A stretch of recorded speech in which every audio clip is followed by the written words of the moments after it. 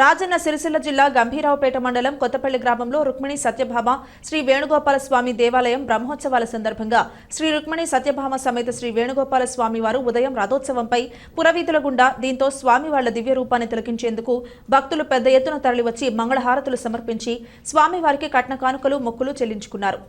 ఆలయ committee chairman Srinivas Goud Pal Reddy, committee సభ్యులు కొండూరి రవీందర్రావు, పర్ష హనుమండ్లు శాలువాలతో సత్కరించారు. అనంతరం అన్నదాన కార్యక్రమాన్ని నిర్వహించారు.